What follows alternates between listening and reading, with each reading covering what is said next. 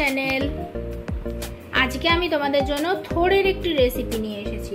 আজ আমি করব থোড় পোস্ত। এখানে তার জন্য থোড় কেটে ধুয়ে পরিষ্কার করে নিয়েছি। আর থোড়ের মধ্যে এই দেখো, এগুলো যে দেখতে পাচ্ছ এগুলো হচ্ছে পেঁপে। থোড়ের মধ্যে একটু পেঁপে কুচি করে দিলে থোড়টা খুব সুন্দরভাবে গলে যায়। তোমরাও দিয়ে দেখতে পারো। এবার নেক্সট কি কি উপকরণ লাগছে দেখে নাও। লাগবে একটু আলু। আলুটা আমি এখানে ছোট ছোট কুচি কুচি করে কেটে নিয়েছি। এখানে ফোড়নের জন্য নিয়েছি সামান্য কালো জিরে। লাগছে সাদা তেল, তোমরা চাইলে সর্ষের তেলেও করতে পারো। আর লাগছে পোস্ত বাটা, কাঁচা লঙ্কা বাটা। পোস্ত আর কাঁচা লঙ্কাটা আমি একসাথে বেটে নিয়েছি। লাগবে লবণ, হলুদ গুঁড়ো আর সামান্য চিনি। এখানে আমি একটা কড়াই বসিয়ে দিয়েছি। এবার কড়াইতে দিয়ে দেবো খানিকটা সাদা তেল।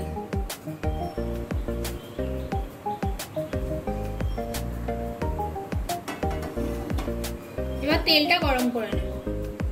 দেখো তেলটা গরম হয়ে গেছে। এবার দিয়ে দিচ্ছি কালো জিরে ফোড়ন। এবারে এই আলুগুলো ভেজে নেব।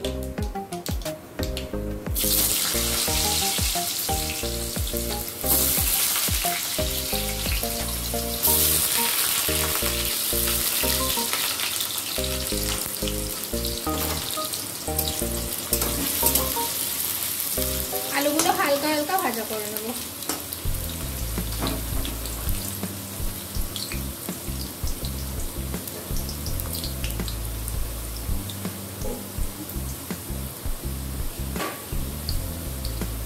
আলুগুলো হালকা হালকা ভাজা হয়ে এসেছে। এবারে থোড়গুলো দিয়ে দেবো আমি। এবার থোড়টা দিয়ে দিচ্ছি।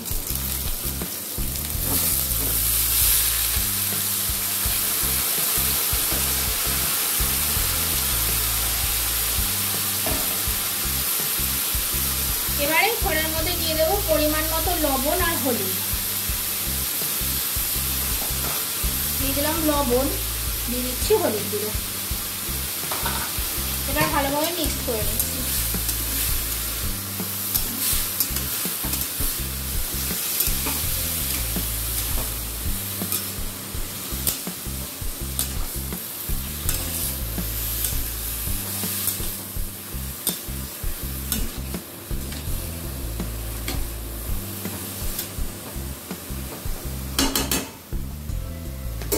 এবারে ঢাকা দিয়ে আঁচ কমিয়ে দিয়ে থোড়টা ভালো করে সেদ্ধ হতে দেবো।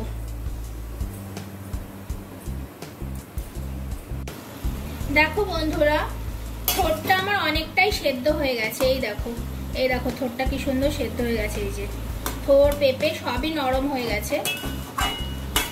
আর হালকা হালকা জল ভাবও আছে।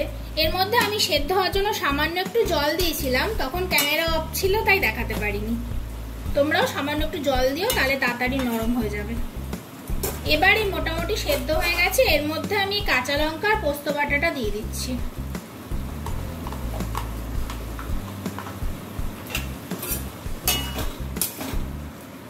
এবার ভালোভাবে মিক্স করে নেব।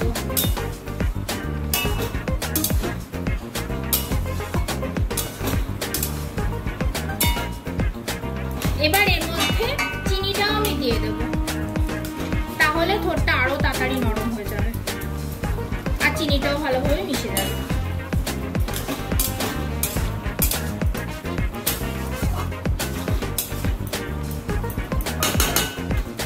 এবারে আবারও ঢাকা দিয়ে 20 মিনিট মতন হতে দেবো।